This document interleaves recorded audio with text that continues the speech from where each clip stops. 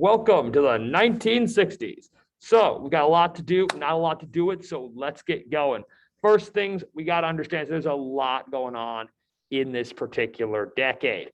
We are going to be looking at the civil rights movement, the ministry and protests of the Reverend Dr. Martin Luther King Jr., the Montgomery bus boycott, Malcolm X, Reuben Carter, Muhammad Ali, and of course, we're going to be reviewing the impact of the Emmett Till case, because while the Emmett Till case occurred in the 50s, not the 60s, it hangs like a pall, it hangs like a cloud over the entirety of the civil rights movement in the 1960s. So we're going to review the details of that case, just in case any of y'all forgot it. We're also going to be looking at the presidency of John Fitzgerald Kennedy. We're looking at what made his election historic, what happened in the Bay of Pigs invasion, the Cuban Missile Crisis, his social programs, and his eventual untimely demise. We are also going to be looking at the moon landing, along with other new cultural and societal ideas and ideals to emerge in this period. So again, there's a lot to do, not a lot to do it. So let's get started. So the Reverend Dr. Martin Luther King Jr., before we even start to talk about what this man did, we need to discuss his credentials. Few individuals in the history of America have come forward with quite as long of an educational background to lead a nonviolent movement. Now, he was born in 1929, and he would be assassinated in 1968. He graduated from high school at the age of only 15. So he was younger than most of you, and he was already graduated. He went to Morehouse College, where he earned his Bachelor of Arts degree, his BA. He then earned a Bachelor of Divinity degree. This is a degree for ministry from the Crozer Theological Seminary. And from there, he went on to Boston University, where he eventually earned his doctorate degree in theology. So the first protest that Dr. King ultimately led was the famed Montgomery bus boycott. Now, in the city of Montgomery, the stipulation was that white passengers rode at the front of the bus, and African-American passengers were to ride at the rear. Additionally, the norm was that if a white patron required a seat on the bus, that seat would be relinquished by the black passenger sitting there to make room for the white person. So all of this came to a head with the case of Miss Rosa Parks. She was commuting home from work on the bus, and she was riding in the rear of the bus when a white man came over and demanded her seat. Miss Parks refused. The bus driver told her to give up her seat. She refused once again, and eventually she was dragged off the bus and arrested. Now, Miss Parks was not the first woman to attempt to resist this unfair action, but she was an incredibly sympathetic candidate. And this is one of the reasons why she became the launching point for this boycott. So African Americans staged a boycott of the bus system in Montgomery, Alabama. A boycott is specifically a form of protest. Just to recap, boycott is a form of protest where you stop buying a particular good or service in an effort to protest some kind of a policy that you find abhorrent. So in this case, to protest the racial segregation on these buses, Black residents of Montgomery refused to use the city's bus service. Eventually, this would actually pressure the city of Montgomery into outlawing segregation on city buses. However, while the protesters were nonviolent, their efforts were met with considerable violence by the white majority. Several snipers targeted buses, shooting out individuals. One pregnant African-American woman was shot in the legs. 4 African-American churches and the homes of African-American community leaders were bombed on January of 1957. All 7 of the bombers were arrested, and all were members of the Ku Klux Klan. Now, Dr. Martin Luther King Jr. would go on to found the Southern Christian Leadership Conference. This was his civil rights organization, and it was ideologically grounded in Christian social teaching. To Dr. Martin Luther King Jr., the call to end racial segregation was an outgrowth of his religious faith. Now, they utilized the nonviolent protest techniques developed by Mahatma Gandhi during his attempt at nonviolent resistance against British colonial occupation of India. Dr. King famously described it as, when asked to describe his approach to civil rights, he famously is depicted as saying something along the lines of, Jesus supplied the content and Gandhi the methods, or something to that extent. Now, the next thing we have to discuss is Birmingham, Alabama. On April 3rd through May 10th of 1963, this was a lengthy desegregation effort. Dr. King and other protesters were jailed for protesting despite an injunction on protesting. The local attorney, district attorney, the prosecutor got an injunction from the court to temporarily bar protesting. A convenient way to get rid of protesters. When Dr. King and others refused to honor the injunction, they were jailed. While sitting in jail in Birmingham, Alabama, Dr. King famously penned his famous letter from the Birmingham jail. In this letter, Dr. King called on, not only explained his logic, but called on the rest of the Christian churches in the South to join him, as well as spelling out very clearly the roots of the idea of civil disobedience as being rooted in Augustinian theology. This will become important later. Now, when the jails were filled and demonstrations continued, the police resorted to attacking protesters with high-pressure fire hoses and police dogs. Now, before you say, well, getting sprayed with a hose doesn't sound too bad. No. These hoses were described as having enough force to strip the bark off a tree, which implies they were at least 2,000 pounds per square inch pressure, 2,000 PSI. For context, that would be the equivalent of you getting blasted at close range by a power washer.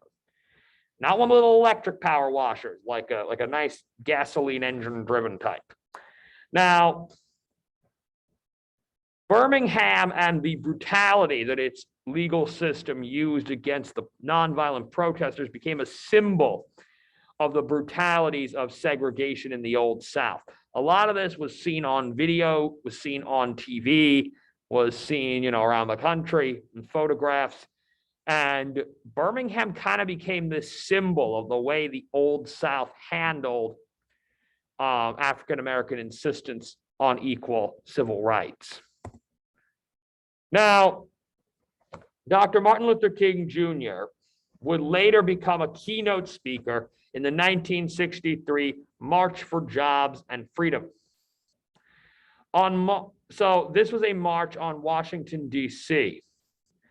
And he was a keynote speaker where he spoke his famous "I Have a Dream" speech, which was delivered on the steps of the Lincoln Memorial for added symbolic strength. The march was supported by President Kennedy, although I should mention kind of reluctantly after Dr. King turned down the idea of rescheduling the march. Now, I can't give the speech justice just by explaining it. And some of you probably have heard pieces of it, but for now, we are going to just view this as a class, and then we are going to proceed onward.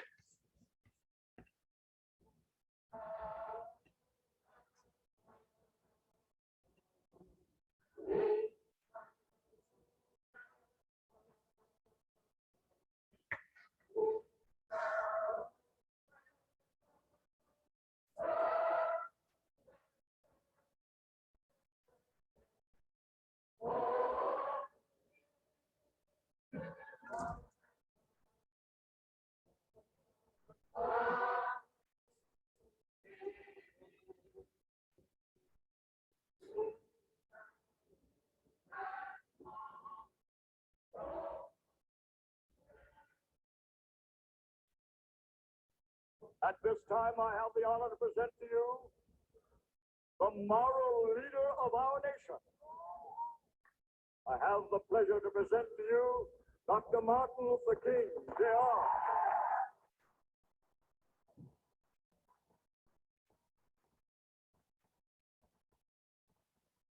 I'm happy to join with you today in what will go down in history as the greatest demonstration for freedom in the history of our nation.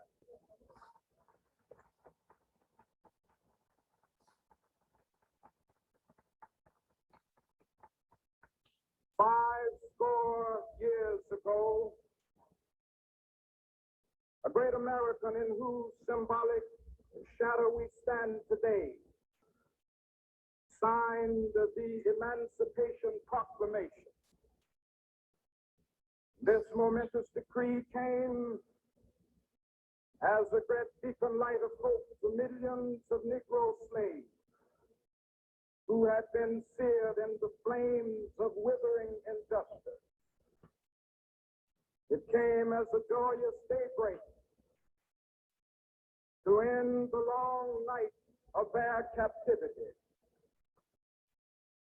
But 100 years later,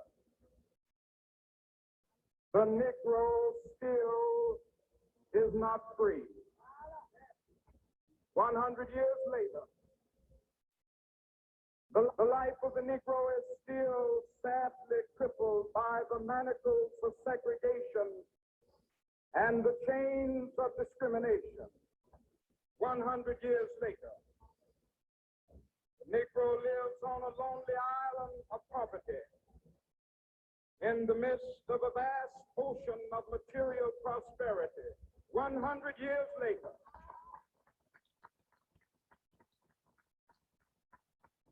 the Negro is still languished in the corners of American society and finds himself in exile in his own land. So we've come here today to dramatize the shameful condition. In a sense, we've come to our nation's capital to cash a check. And the architects of our republic wrote the magnificent words of the Constitution and the Declaration of Independence. They were signing a promissory note which every American was to fall heir. This note was a promise that all men, yes, black men as well as white men, would be guaranteed the unalienable rights of life, liberty, and the pursuit of happiness. It is obvious today that America has defaulted on this promissory note insofar as her citizens of color are concerned. Instead of honoring this sacred obligation, America has given the Negro people a bad check which has come back marked insufficient funds.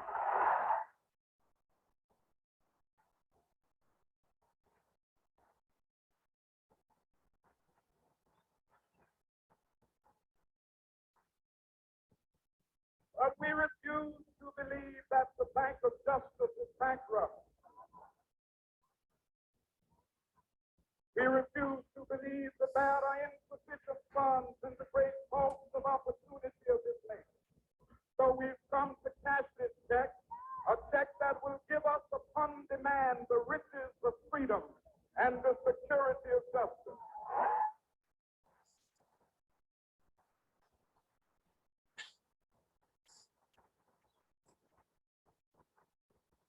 We have also come to this hallowed spot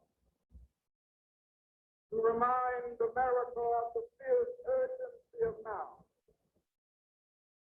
This is no time to engage in the luxury of cooling off or to take the tranquilizing drug of gradualism.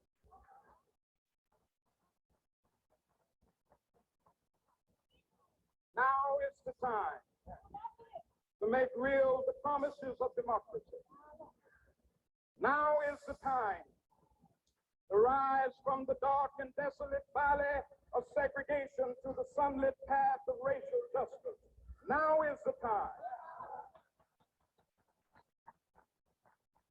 to lift our nation from the quicksands of racial injustice to the solid rock of brotherhood. Now is the time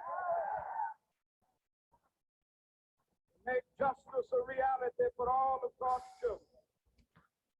It would be fatal for the nation to overlook the urgency of the moment. This sweltering summit of the Negro's legitimate discontent will not pass until that is an invigorating autumn of freedom and equality. 1963 is not an end, but a beginning.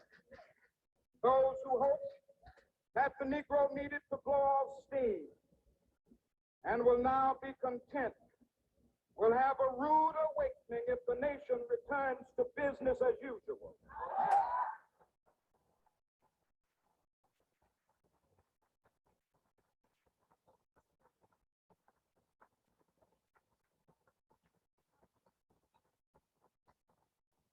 There will be neither rest nor tranquility in America until the Negro is granted his citizenship rights. The whirlwinds of revolt will continue to shake the foundations of our nation until the bright day of justice emerges. That is something that I must say to my people who stand on the warm threshold which leads into the palace of justice. In the process of gaining our rightful place, we must not be guilty of wrongful deeds. Let us not seek to satisfy our thirst for freedom by drinking from the cup of bitterness and hatred.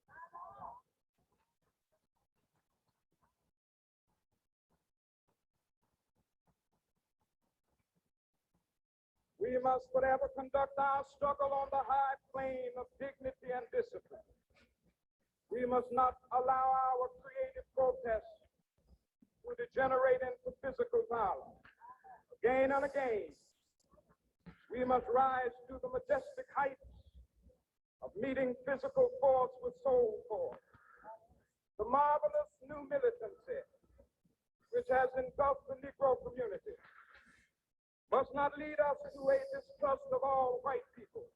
For many of our white brothers, as evidenced by their presence here today, have come to realize that their destiny is tied up with our destiny.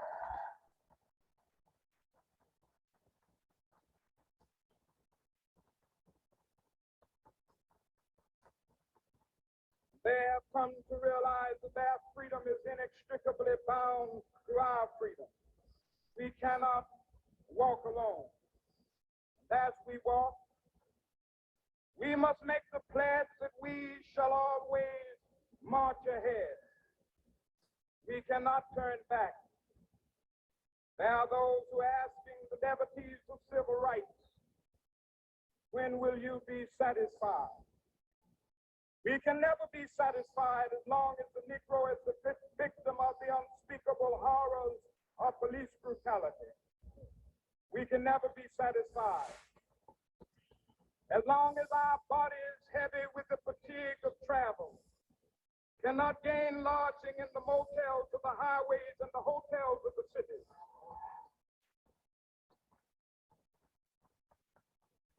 We cannot be satisfied as long as the Negro's basic mobility is from a smaller ghetto to a larger one. We can never be satisfied as long as our children are stripped of their selfhood and robbed of their dignity by signs stating for whites only.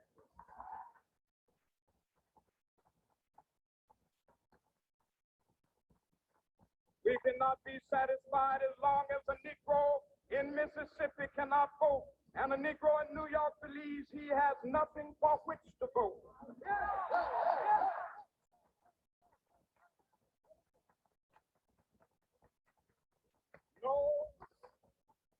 No, we are not satisfied, and we will not be satisfied until justice rolls down like waters and righteousness like a mighty stream.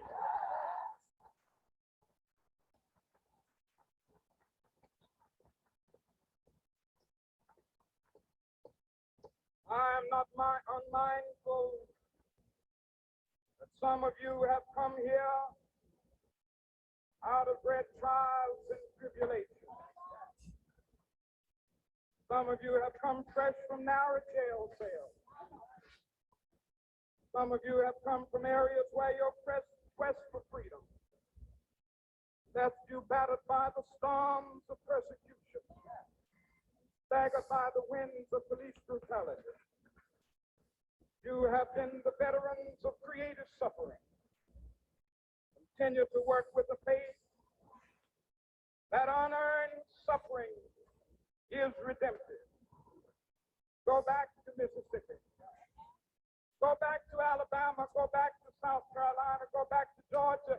Go back to Louisiana. Go back to the slums and ghettos of our northern cities. Knowing that somehow this situation can and will be changed. Let us not wallow in the valley of despair. I say to you today, my friend,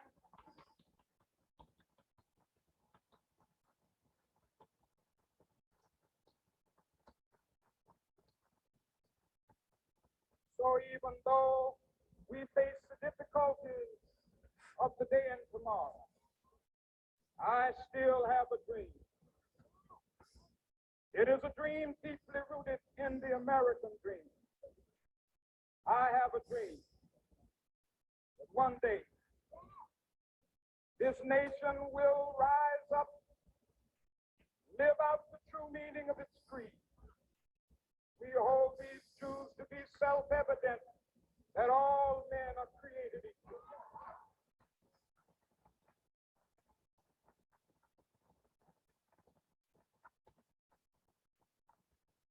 I have a dream that one day on the red hills of Georgia, the sons of former slaves and the sons of former slave owners will be able to sit down together at the table of brotherhood. I have a dream that one day, even the state of Mississippi, a state sweltering with the heat of injustice, sweltering with the heat of oppression, will be transformed into an oasis of freedom and justice. I have a dream. My poor little children will one day live in a nation where they will not be judged by the color of their skin, but by the content of their character. I have a dream today.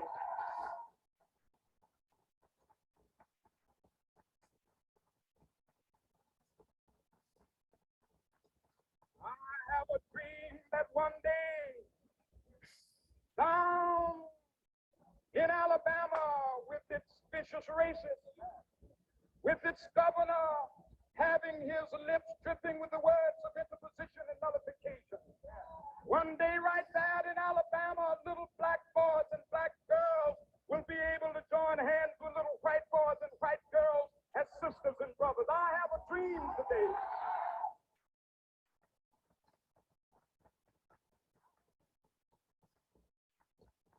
I have a dream that one day every valley shall be exalted. Every hill and mountain shall be made low, the rough places will be made plain, and the crooked places will be made straight, and the glory of the Lord shall be revealed, and all flesh shall see it together. This is our hope. This is a faith that I go back to the South with. With this faith, we will be able to hew out of the mountain of despair a stone of hope. With this faith, we will be able to transform the jangling discords of our nation into a beautiful symphony of brotherhood. With this faith, we will be able to work together, to pray together, to struggle together, to go to jail together, to stand up for freedom together, knowing that we will be free one day. This will be the day. This will be the day when all of God's children be able to sing with new meaning, my country tears of thee. Sweet land of liberty of thee I sing. Land where my fathers died, land of the pilgrims cry. From every mountainside, let freedom ring. And if America is to be a great nation, this must become true. So let freedom ring from the prodigious hilltops of New Hampshire. Let freedom ring from the mighty mountains of New York. Let freedom ring from the heightening Alleghenies of Pennsylvania. Let freedom ring from the snow-capped Rockies of Colorado. Let freedom ring from the curvaceous slopes of California. But not only that, let freedom ring from Stone Mountain of Georgia. Let freedom ring from Lookout Mountain of Tennessee. Let freedom ring from every hill and molehill of Mississippi, from every mountainside. Let freedom ring, and when this happens, when we allow freedom ring, when we let it ring from every village and every hamlet, from every state and every city, we will be able to speed up that day when all of God's children, black men and white men, Jews and Gentiles, Protestants and Catholics, will be able to join hands and sing in the words of the old Negro spiritual. Free at last. Almighty, we are free at last. All right, everyone. So there were several powerful points in that speech, and I hope you got a chance to take a look at them more fully. But without further ado, so we're going to move on from here. So in 1964, the Civil Rights Act was passed under John Fitzgerald Kennedy, a direct reaction to the large amounts of protesting and demonstrating by the African-American community. Dr. Martin Luther King Jr. was awarded the Nobel Peace Prize, but his work was not yet done.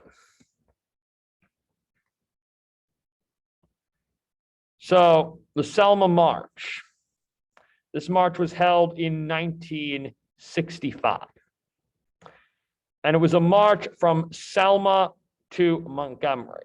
It was meant to protest restrictions on African-American voting. The initial march was assailed by acts of police brutality. People were beaten, and this would eventually become known in the United States as Bloody Sunday. And I'm going to show you that footage right now. Facing yourself. Let's be in this court. Come on, let's be in this court. All your citizens of this county. We have the right to be here and will not in any way be interfering with the pursuit of traffic.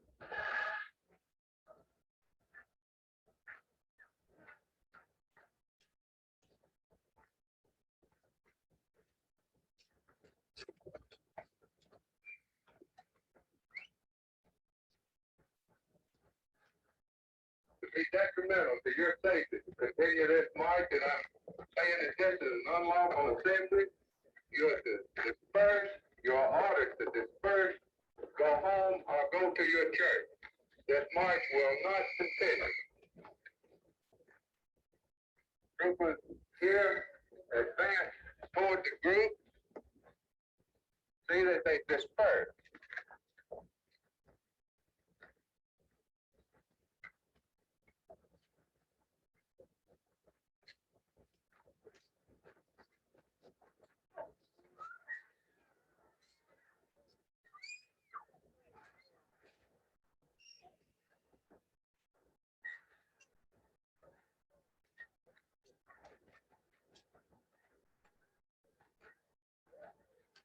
As you can see, the police are assaulting people with nightsticks, with clubs. They're using mounted officers on horseback.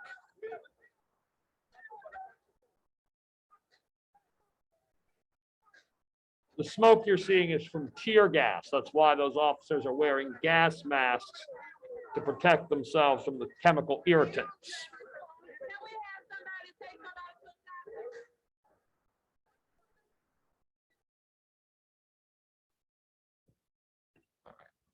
So, For me, I believe that Selma was the highest point in the movement. now the reaction to the Selma March and what the police did was pretty instant. The president was naturally quite furious with this action, and a future march was held under the protection of the National Guard. The National Guard was called in to protect the protesters. When news of the protest occurred, clergymen from around the nation flocked to the rally in support of Dr. King. So you had reverends, priests, rabbis all showing up to assist Dr. King. The marchers marched eventually to Montgomery, although they were harassed frequently along the way.